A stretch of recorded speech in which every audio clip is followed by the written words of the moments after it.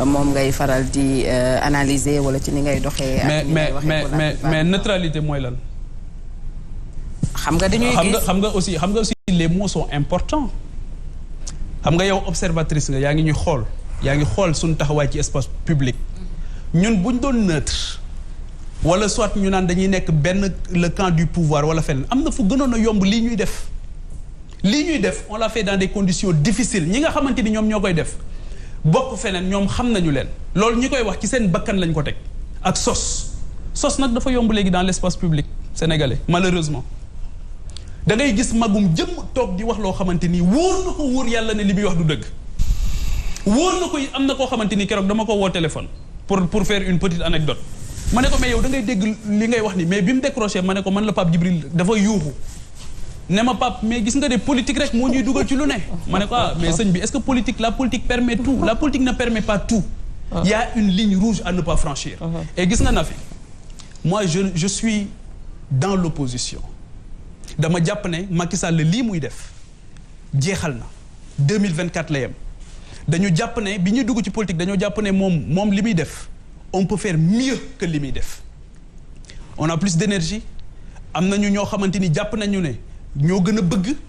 réew mi tamit fii nga xamante ni toll na fi jàpp nañu ne li nga xamante ni moom moo fi jiitu moom mooy politique moom mooy xam-xam ci politique Macky Sall en 2012 dafa def diagnostic bu am solo mais malheureusement gañewul combat bi. mais loolu la ñu waxoon de Pape. Macky Sall xam nga lu mu wax en 2012 dane la patrie avant le parti. il n'a pas gagné le combat. ak discours bu rafet comme ni nga ko waxee nii rek. xam nga gars yi tamit loolu tàmmal nañu ko. avant ñuy ñëw au pouvoir dinañ def lii xam nga suñu différence ak Macky Sall lan la mais bu ñu ñëwee rek xaw ma réalité pouvoir bi day changer. amul réalité mais xam nga Macky Sall ak suñu différence ak Macky Sall lan la.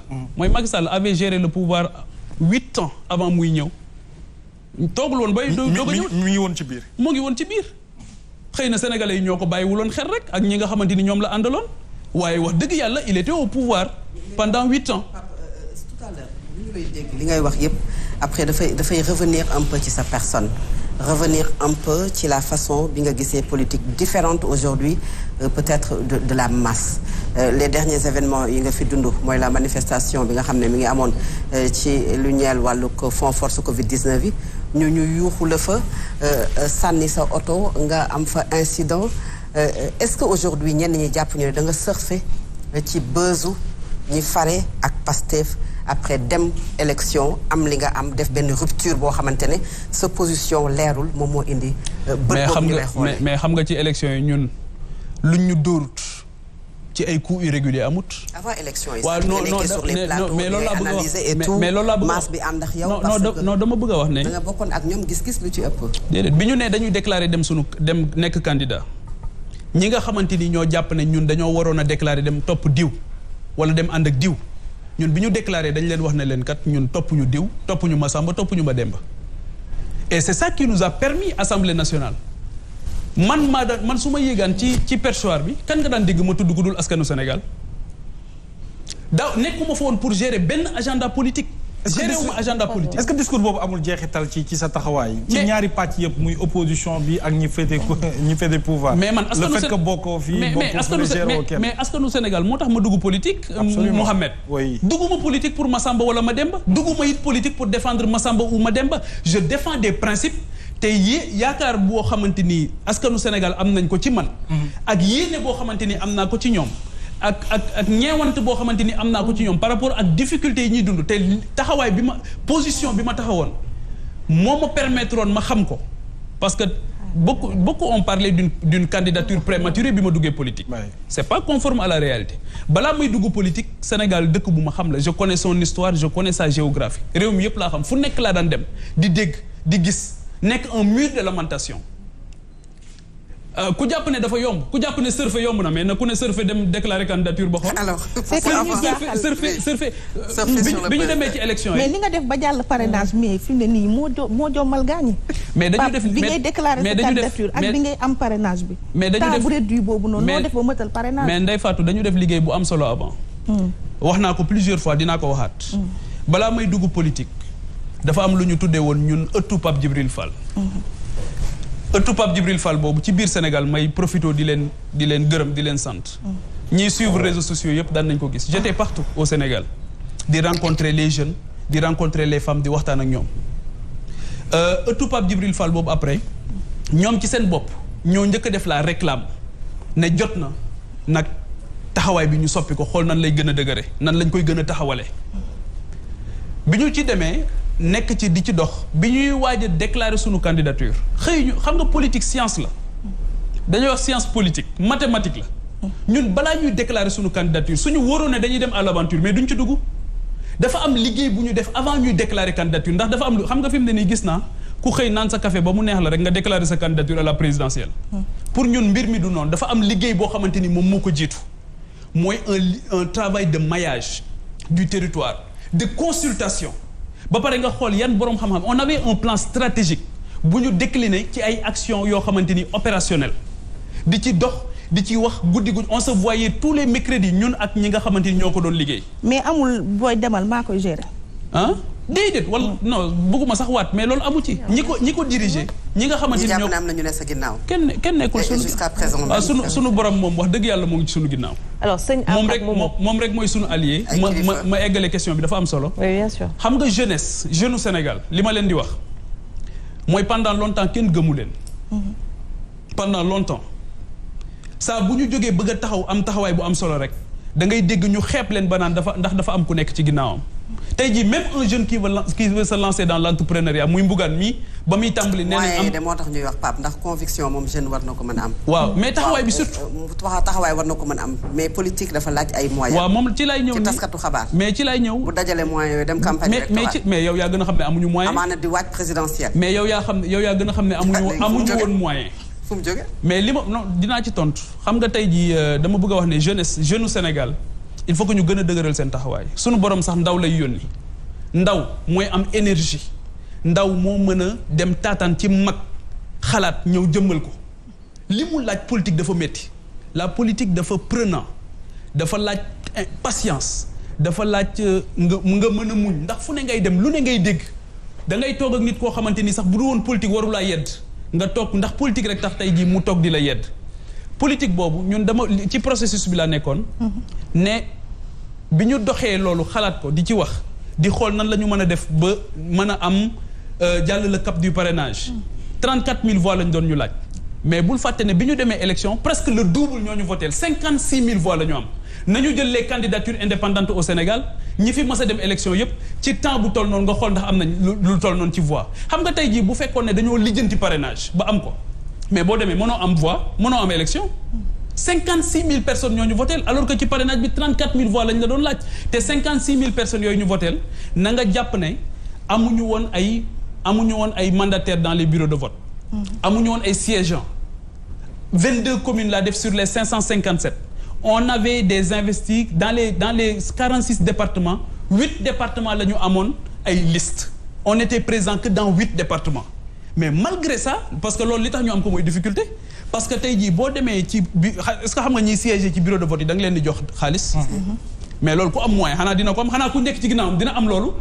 leneen li aussi mooy li gars yi di wax tey jii bu fekkoon ne moi j'étais un élément du pouvoir wala yu ñàkk fayda yooyu.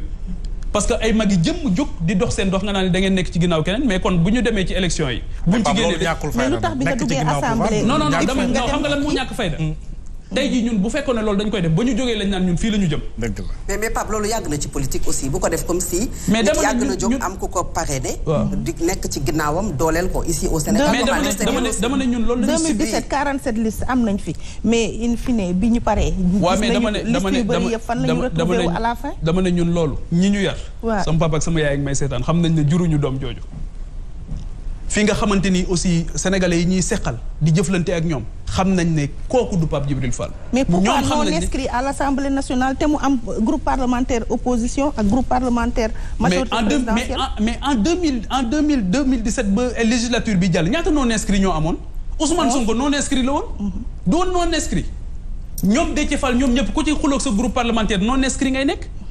non inscrit c'est pas c'est statut la boo xam daf lay conférer une liberté.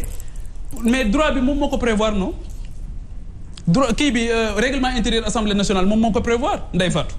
donc loolu tey jii su la neexee nga ñëw bokk boobu ma bokk tey nekk non inscrit moo tax saa bu ma jógee dem amul kenn ku may conditionné benn groupe du ma conditionné damay wax sama xaqulaay taala mais damay wax tamit li nga xamante ni jàpp naa ne moom moo amal njëriñ sénégalais yi. muy assemblée boo xam ne dafa mel ni du fi yàgg. te assemblée nationale boobu. seen assemblée bii dafa mel ni du fi yàgg. parce que d'ici 2024. loolu c'est la marche démocratique.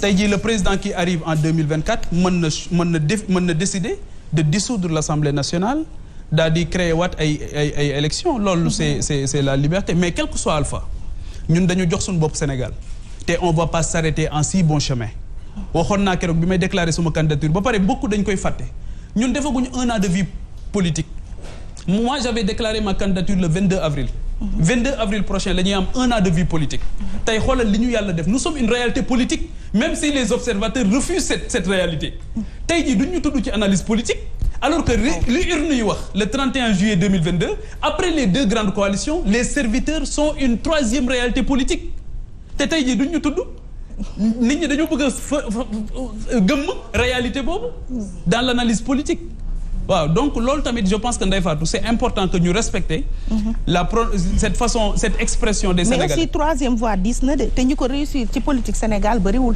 ñu ñi fi opté woon 3e voie yëpp finalement. ñu de lii ñu sunu borom defal. xam nga bu ñu la diggee reer jox la nga añ ba suur mën ngaa rafet njort. waaw ñun sunu borom. li ñuy def suñu diggante ak sénégalais yi duñ ci tricher. moo tax yàlla sunu borom moo ngi ñuy dimbali moo ngi ñuy defal tawféex. tricher wuñ ci wutuñu ci ay lijjanti nekkuñu ci ay pexe. waaw dañoo bëgg a dimbali Sénégal ci guddi yi nga nekk guddi yi mu nekk nga xamante ni guddi yu bët setagul la ñu xool homme politique yi gis ne booba ba tey dañuy jël politique. alors rapidement sur cette question Pape Djibril parce que temps bi jeex na te vous avez encore deux intervenants yu la bëgg a poser question. donc voilà donc di ci lijjanti seen bopp. donc ñun loolu moom moo tax ñu dugg politique et tey jii. Le parti que nous avons, le mouvement qui est devenu un parti aujourd'hui mooy les serviteurs est en train de faire un travail remarquable sénégalais yi xàmmee nañu te tey ji waxuma la sax biir Sénégal ba Japon ba Suède ba fépp ci biir Sénégal nit ñi ñoo ngi ñëw les cadres au Sénégal nous rejoignent en masse les femmes s'organisent les jeunes s'organisent d'une façon incroyable les étudiants comme les élèves s'organisent donc aujourd'hui je pense que ne ñun kan nga ciy cité waat ku nit ñi xam. bari nañ ñoo xamante ni foofu tamit dama am beneen difficulté bu ñu fa am. mooy les médias. les médias yi nga xamante ni ñoom ñoo war a garantir une certaine xam nga dañuy wax ne ba ñuy jàng ci école journalisme. dañ nañu woon le journaliste n'est pas le centre mais il est au centre. et quand il est au centre il a une responsabilité c'est la distribution équitable de la parole. mais les serviteurs tey nan ngay organiser un débat politique te woowoo les serviteurs ne leen pour ñu inviter leen. déedéet mais dama ne les médias c'est posture de donneur de leçon. non bu amee ci lu bari ci ay. non Ndeye Fatou non Ndeye Fatou c'est une caporalisation de l'espace politique. il y a une bipolarisation et une caporalisation de l'espace politique. te loolu c'est pas la responsabilité des journalistes les journalistes ne doivent pas tomber dans ça am na koo xamante ni daf ma wax ne ma ñun sunu média circulaire la ñu def ci élection 31 juillet 2022 ne les serviteurs ak Pape Djibril Fall bu ñu fi jaar. ah oui. ban média la. mais on va pas entrer dans les détails. on va pas entrer dans les mais dama bëgg a wax rek ne la presse n'est pas exempte de reproches. moi je ne tape pas sur les journalistes. mais dama ne la presse n'est pas exempte de reproches tey jii bu fekkee ne da ngay inviter un débat politique 31 juillet dafa nekk un baromètre ñëpp dañuy wax ne les élections sont un baromètre non. oui. bi ñu génnee ci élection yooyu mais serviteur dafa nekk une réalité politique boo xamante ni mënoo di woote mais les médias aiment les bons clients. mais est-ce que les bons clients mais on a des cadres on a énormément de cadres des gens qui sont on a énormément de cadres des gens qui sont à des niveaux stratégiques dans plusieurs domaines de la vie socio-économique. keroog bi nga xamante ni la ñuy def sunu kii politique ne dañuy dugg politique boobu ñu amoon rek ay kàngam lañ woon yoo xamante ni ñoo jàppoon ci liggéey bi nekk dans tous les domaines mais bu ngeen déggee may wax man xëyuma rek ñëw di wax li may wax c'est à la lumière de cette expertise bi nekk dans notre formation politique. alors Pape man damay alors maa ngi ñëw ci yow malheureusement xam nga des fois duñ sax am envie couper leen wallaay mais dañuy am problème mu temps moo tax lu bëri ñuy relance naan ok pour ngeen comprendre mais dinaa ñëw ci yéen yow ak Serigne Am depuis sànq yéen a ngi ma koy signaler également bëgg ngeen bokk ci waxtaan wi mais temps bi moo ñu xaw a xooj tuuti donc te dépassé nañ ko un peu donc dañuy dem juste jëli benn rubrique laata ñuy ñëwaat suñu ñëwaatee nag on commence par vous donc tout de suite li fës ci internet bi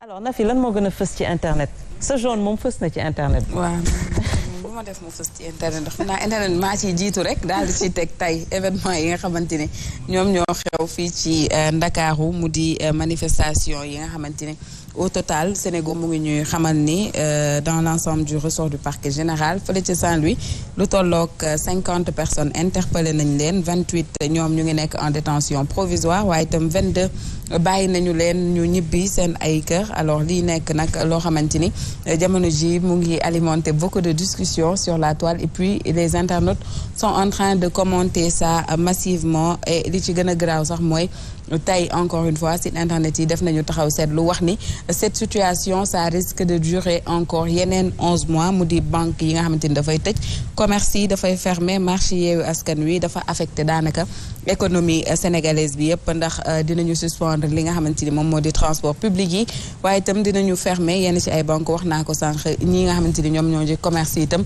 ñu ngi woyandi di suivre le mouvement en plus des communiqués yi nga xamante ni tey inondé nañu la toile waa Dakar Dem Dikk wax nañu ne ñoom duñu mën a daw gis nañ beneen circulaire boo xamante ni interdire nañu moto yeeg Jakarta yi ñu daw journée wu demain bi ak yeneen i circulaire yoo xam ne interdire nañu ñuy jaay carburant ci li nga xamante ni moom moo di ay bouteilles comme quoi que jamono ji ñu toll dëkk bi dafa nar a taxaw et puis ci taxaw boobu noonu moo waral internet yi ñoom alarmé wu ba ku ci nekk daal di ci def benn post di wane sa indignation face à cette situation ñenn ñi di wax ni am na ci yoo xamante ni dañu ko war a lijjanti le plus rapidement possible parce que c'est pas du tout normal ñuy handicaper tout un pays par le biais de politique ou de politiciens ba tey beneen information boo xamante ni itam sur TikTok mu ngi defee la chronique mu di benn audio bu fuité bu Dame Mbodj mu ci def appel à l'insurrection suñu ko mën a woowee noonu mën nañu ci déglu tuuti bu ñu dellusee ñu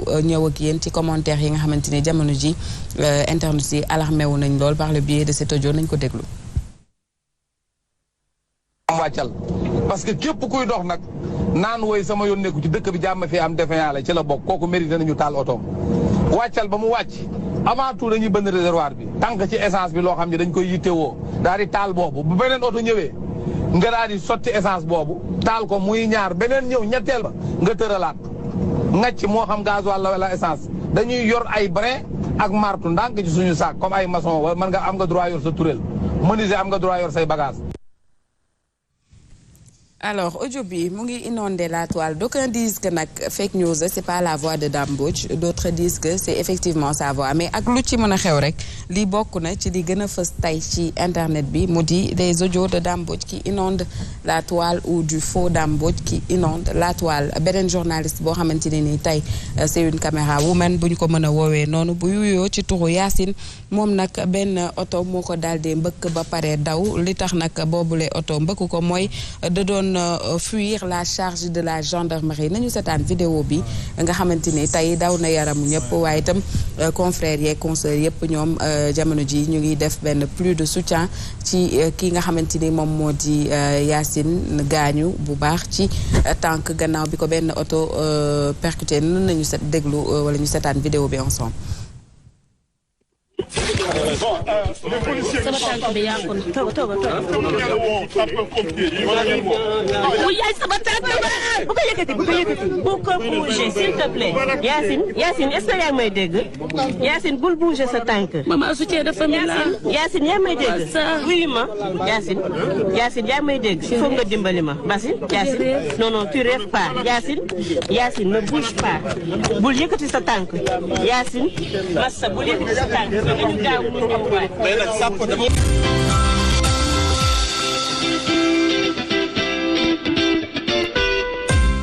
voilà Mohamed ñoo ko gisandoo et puis lii nekk na lu metti loo xam ne tey gis nañu vidéo yi ni nga xamante ni noonu la nekkee di defee la chronique nen ne ñëpp la naqari et li ci gën a graaw mooy elle était dans l'exercice quand même de ses fonctions ndax journaliste témoin web la et puis dañu ko laal benn oto bi ko laal dafa daw am na ñu doon waxee nag ne oto ñenn la mais il faut dire que site internet yenn yi daal dinañu ci def ab enquête bu approfondie ba wax ni oto bi particulier la am na ci sax ñoo xam ne jot nañoo immortaliser matricule bi di wax ni képp ku ko gis na ko daal di signaler fàttali rek ne Yacine ci benn point de presse u leaderu Yewwi Askan Wi la demoon fële ca kanamu siège PUR